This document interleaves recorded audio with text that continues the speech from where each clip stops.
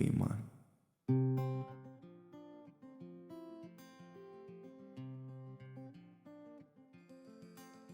So welcome, this is our first of the many podcasts. My name is Danielle and I am from That Hypno Place. I am a trauma-informed coach and a hypnotherapist, clinical hypnotherapist. I do life coaching as well, NLP and a whole lot of other stuff, but primarily I am just a human being. And this is the lovely Val. Hi, my name's Val and my business is United Harmony. I'm a spiritual life coach. I do angelic guided healing as well as Reiki. I'm a Tibetan sound healer, practicing some of the sacred chants. Join us as we fumble our way through this. Yeah, and it's great. This is actually our Inspire Empire.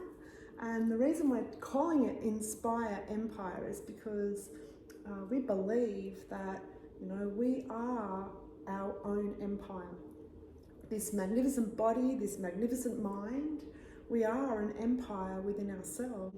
As conscious beings, we have the ability to create and to be light and to flourish through life. So we're hoping to give you some life hacks and a little bit of insight into the type of work we do and experiences that we've had. And the ability to stand in your own beautiful energy. Yeah, absolutely. So, do you want to go first, Val? Tell us a little bit about your background and what you do and, maybe a little bit of the history around that background. Okay, thank you, Danny. So I actually love everything I do. I'm so grateful to be able to work in a space that I love. I've been working as a psychic medium for a long while, but the energy healing is one of my favorite modalities. We are all energy. Isaac Newton once said, energy can not be destroyed or created. It can only change its form. And we are energy. Everything is energy. Everything vibrates through movement, through frequency. And so once you can recognize that and use it to enhance better aspects of yourself, to enhance your life, wonderful things can begin to happen. Wonderful magic can begin to happen. So my history, I have trained with a Tibetan monk in the art of Tibetan sound healing using sacred mantras, sacred chants. I have also trained under many different wonderful teachers in the art of teaching spiritual life coaching, spiritual techniques to enhance your own beautiful energy. So yeah, that's a little bit about myself. Yeah, lovely. So I come from a background of many faces. I started in the people world as a hairdresser a million years ago, much like me Val. too. That part of my life is long gone, but me too. I think it kind of gave us our foundation of working with people though, because when you're touching people like hairdressers do, you tend to have a connection. And from there I ventured on and I've done many things throughout my life, mainly through the natural modalities, but I was also an investigator, I've been a coach, I've been all sorts of things, but my love is hypnosis.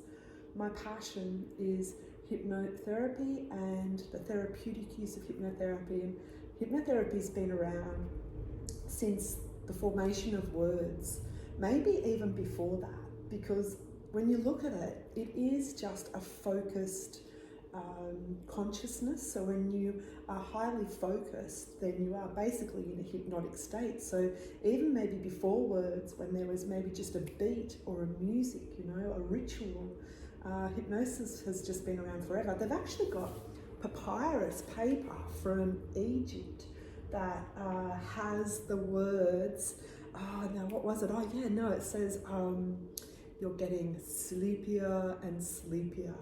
And that is something that we can say in hypnosis, especially when we're getting people to relax down. Yeah. But I think the most famous evil hypnotist was Dracula, right? look into my eyes kind of thing, and he'd blank you, because it does have a dark side and a light side, and the dark sides are generally being made up through movies or books or whatever.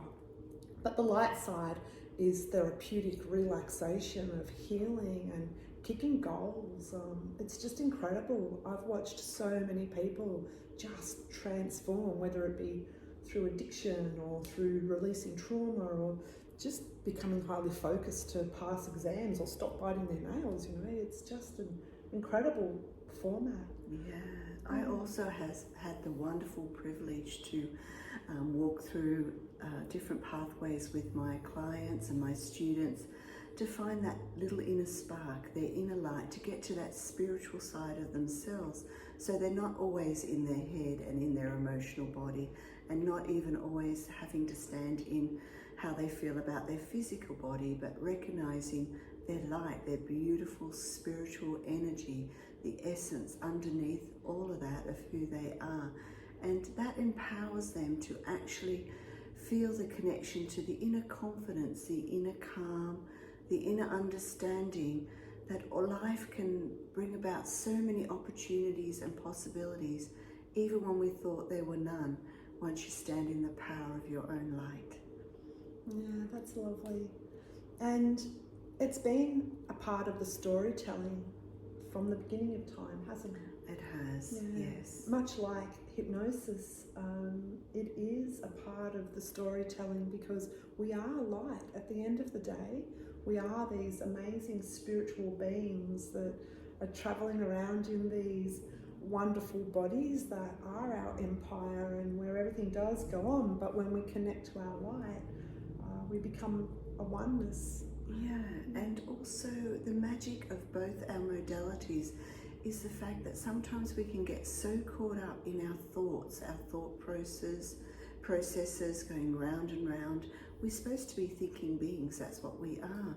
But sometimes we get on this little merry-go-round, this pattern, and it really holds us back, and then we get held up in our emotional body, repeating the emotional function of the way things have been for us, and then also connecting to our body and how we think and feel about that, and also the emotional energy we hold in it.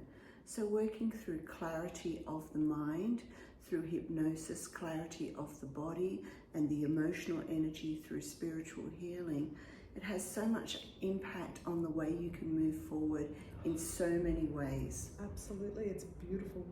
I think that we forget that we do have free will, and we can focus ourselves on the things that don't serve us, or we can switch it up and understand that we've got choices, and we can focus on the things that do serve us, that serve our higher cause of finding that balance. And when we all, as not just the individual soul, connect, when we all learn that we have the ability to find balance, be calm, find inner peace, these types of things, when we make that decision and we start that journey, then it's not just for ourselves anymore. It actually ripples out into our world. We actually create our world to be a better place. It does. It empowers ourselves, but it also empowers all those around us.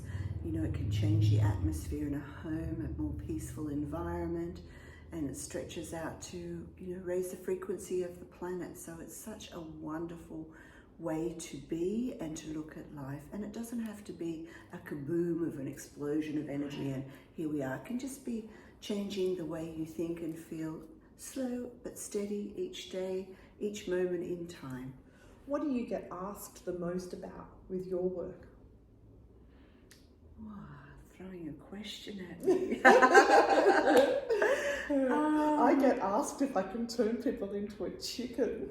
Really? Oh yeah, all those crazy things. I can, but only if you want to be. Because hypnosis, I can't make you do anything you don't want to do. But if you want to be a chicken, give me a call. I'd prefer that you pick a much more regal bird though. I think the most question I do love chickens. I get asked is like,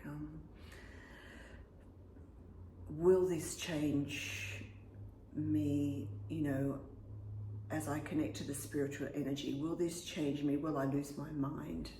Oh, yeah? Yeah, I get lots of people are very frightened of, things that they can't see.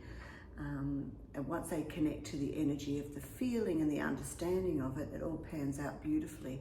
But because of the fear of what they can't see, people are worried, will I lose my mind? Will I draw in energy that I don't want? Will there be attachments? All that sort of thing. I have to say that I probably sit in that same category as you. Yeah. I get people thinking that because they're coming in to do hypnosis, are you going to take control of me? Yes. Are you going to make me do things I don't want to do? And it's very fear-based, and we are living in a society that tends to dictate fear over free will. Because we do actually have a choice of fear or love, so we can actually go in with confidence and see it as the full experience of life, or we can go, oh my God, I'm going to hold back a little bit, which is, it's okay if it's not an irrational fear, but just letting you know. Fear is one of those crazy connections, though. Yeah, sure, we're supposed to have fear. It's a little bit of a safeguard sometimes. It tells us when to run, when to protect ourselves, but fear sometimes can evolve into other emotions which are taken so out of context, like anger, frustration, disappointment, judgment. Quite often all of those are fear-based emotions and fear-based energy. Yeah, I agree. And the most empowering thing for ourselves as individuals is knowing that we actually have a choice. And when we take that 100% responsibility for ourselves, for our emotions and how we think and feel, then we can only find a higher consciousness, right? Yeah, most definitely. And if it's not working for you, your day-to-day life, if you feel like you're caught in the treadmill of negative thought processes, feeling heavy with the energy around you and disappointed in the way things are panning out for you, why wouldn't you take a step to make small changes to how you think and feel, creating different vibrational frequency around yourself to bring in better opportunities, better understanding? It's kind of like flexing a muscle. If you want to make the changes, it does require regular steps, just little tiny steps. It doesn't have to be huge steps, does it? And just little steps forward. It's kind of like looking at a whole staircase and thinking, oh my God, I can't get all the way up there. And if you just remember, just one step at a time towards that way you want to feel, to find the balance, the calm, the inner connection, connecting to source energy, I think. Just connecting to who we are. Yeah. Our true nature of our true selves, underneath all that bravado, underneath all that habitual behaviour, underneath all the description that other people have told us how we should be and how we should feel. Underneath all that is the most beautiful essence of who we really are in our mind, clarity of thought, in our emotions, our physical body, our spiritual body, as we unite all as one in our true form, our true self. Yeah, I agree with that 100%. Actually, normally we will just be a little bit like, oh, I'm not all there, but we will disagree. We will disagree. Agree to disagree. Yeah, of course, right? Free will. But yeah, it's an amazing concept to think about the relationship we have with ourselves and what that relationship looks like. And I think when we do things like journey into, even more with me, with hypnosis, or with you, with your spiritual coaching, like when we journey into those places, we start to see a more authentic us, because we only have really two wants in life, and that is to be safe and to be happy. Yeah, we were actually discussing, this morning, of course, every now and then the ugly little judgment does pop up, the feeling of judging someone, or the feeling of feeling opinionated about something, or someone having opinion and judgment about us. But as you move into this really clear clarity of space, that energy actually passes by very quickly because you recognize, is it my lesson? What am I supposed to be understanding about that? And at the end of the day, it's a moment in time where someone may have a feeling or a different opinion to yourself from their background and their life's experience. And we can all learn from each other. So it doesn't actually resonate in you, it just becomes an understanding, a peaceful feeling of recognition and support. Yeah, it's I'll give you an example of I think what you're saying, Val, is that, for example, you see a teenage kid speeding off down the street in their car, and quite often a lot of people will jump up and down about that. Look at that idiot, you know.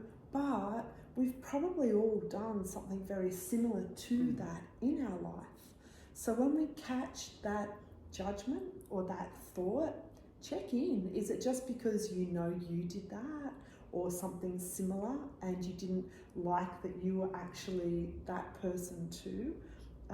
Judgment is an interesting thing, because when we do catch it, or when we catch those opinions, I think that often it is a window into who we are. And we can choose whether we want to feel that way or whether we want to give people that energy, because that's what we're doing. Even if they're not present in the room, we are giving them that energy, and that's ours to own, not theirs. So yeah, it's back to taking that 100% responsibility for how we think, feel and react. Yes, most definitely. It actually brings pace. I used to be such a cranky person. I used to be that person sitting in the right-hand lane going, why is this person sitting here next to another vehicle? And now I kind of chuckle at that and I think, oh, that was me at some stage. I just pull over to the left, you know, so much calmer. Me too. Yeah. Much calmer. Yeah, so our next chat is actually going to be around life hacks and relationships and what those relationships look like. And we're not talking about physical relationships in the next podcast. It'll be about some life hacks and the relationships you might have with some of the things we just take for granted. But if you've got any questions or you'd like us to talk about anything, you just let us know. We look forward to seeing you on the other side soon. Yeah. Thanks for giving us this time, and we'll see you next week on Inspire Empire. Thank you. Have a great one.